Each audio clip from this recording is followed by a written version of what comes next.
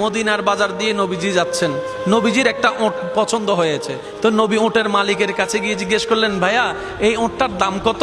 ওই দামাদামি হলো, নবী সে দামে কিনতে রাজি হলেন, কিন্তু নবীর কাছে তখন অর্থ ছিল না। তখন নবীজি ওনাকে বললেন, আপনি আমাকে ওঁটটা দেন, আমি এখনই গিয়ে আপনার সেই প্রাপ্যটা পাঠিয়ে দিচ্ছি। ওঁটের মালিক ওনাকে ওঁটটা দিয়ে দিলেন। আশেপাশে যারা ওঁটের মালিক ছিল সবাই জিজ্ঞেস করতেছে, এই পাগলা, তুমি কি যাকে ওঁট দিয়েছো তাকে চিনো? বলে যে না। নাম জানো? বলে যে না। পরিচয় জানো? বলে যে না। ঠিকানা জানো? না। তো তুমি যে ওঁটটা দিয়ে দিলা, উনি যদি ওঁটের টাকাটা না ফাটায় তখন তো তুমি লসের মধ্যে চলে যাবা। সে ওঁটের মালিক বলে, এত সুন্দর নুরানি চেহারাওয়ালা কখনো বাটপার হতে পারে না, কখনো চিটার হতে পারে না, কখনো মিথ্যুক হতে পারে না। ওনার চেহারা দেখেই তো আমি ওঁট বিক্রি করার আগে মনটাই বিক্রি করে দিয়েছি, মনটাই বিক্রি করে দিয়েছি, মনটাই বিক্রি করে দিয়েছি। তোমরা যাই বলো, আমার মন বলে উনি আসবেই আসবে, টাকাটা পাঠাবে পাঠাবে। এই কথা বলতে না বলতে কিছুক্ষণ পরে নবীজির একজন সাহাবা এসে বলছেন, একটু আগে একজনে ওট নিয়ে গিয়েছেন, কাছ থেকে ওটের মালিকটাকে একটু দেখতে চাই। উনি বলে যে আমার থেকে। তো উনি বললেন, আমাদের নবী আপনার থেকে ওটটা নিয়ে গিয়েছেন, ধরেন ওটের টাকাটাও দিয়েছেন, আপনাদের খাবার জন্য কিছু খেজুরও হাদিয়া পাঠিয়েছেন, খেজুরও হাদিয়া পাঠিয়েছেন। ওই ওটের মালিক বলে, ভাইয়া টাকাটাও রাখেন, খেজুরটাও রাখেন, আগে আমাকে ওনার কাছে নিয়ে যান। আমি ওট বিক্রি করি নাই, আমার দিলটাই বিক্রি করে দিয়েছি। ওনার চেহারা মোবারক দেখে আমার মনটাই পাল্টাই গিয়েছে, আমি কালিমা পড়ে মুসলমান হয়ে যেতে রাজি আছি। সুবহানাল্লাহ। जिसका कोई सानी नहीं वो नबी हमारा है, मुस्तफा की अजमत का हद ही ना किनारा है। आशिक बोले, लम याति नजीर कफी नजरिन मिसले तुना शुद्ध पैदा जाना। चित्कार दिए बोलेन ना सुबहानाल्लाह। ওই নবীটা কাদের নবী? হয় নাই, সবার আওয়াজ বলেন, ওই নবীটা কাদের নবী? আমাদের কি ভাগ্য সে নবীর উম্মত হতে পেরেছে। আর একটু জোরে।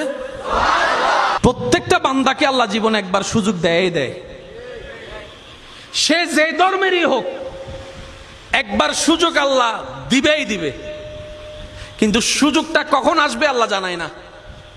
তো সেজন্য ওয়াকুনু মা সাদিকিনের আয়াত আমল করতে হয়।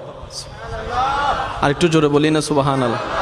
ওয়াকুনু মা সাদিকিন আয়াতের উপর আমল করলে সুযোগটা যখনই আসবে আপনি সুযোগটা ধরতেও পারবেন, নিতেও পারবেন।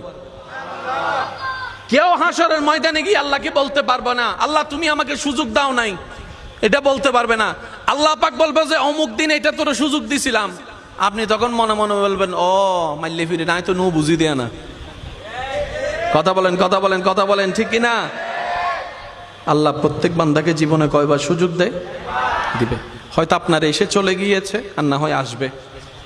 একটু প্রস্তুত থাকেন। এটা ধরতে জানলে দুনিয়াও কামিয়াব, আখিরাতও কামিয়াব। যেমন বায়েজিদ বুস্তামিকে আল্লাহ আপন করে নিতে চাচ্ছেন। উনি সারা রাত ভর কি নিয়ে দাঁড়াইছিলেন? ভাইয়া বলেন না ভাই। পানি। হাতে কি? হাতে কি? সারা রাত কি করছেন? দাঁড়ায় আছেন। আল্লাহ এটা কবুল করে নিছে। ডাইরেক্ট আব্দুল্লাহ থেকে ওলি আল্লাহ বানাই দিছে। সুবহানাল্লাহ, জোরে বলেন না।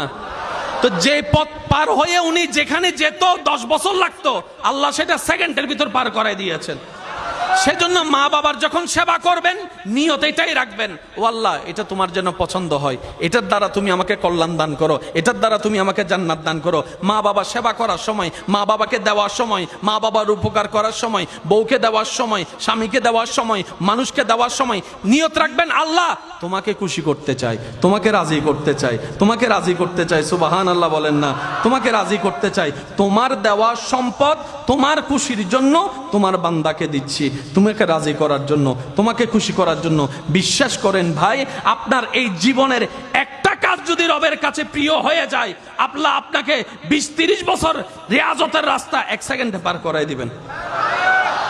ওই সুযোগগুলোকে একটু বুঝতে হয়। একটু জোরে বলেন না রে ভাই।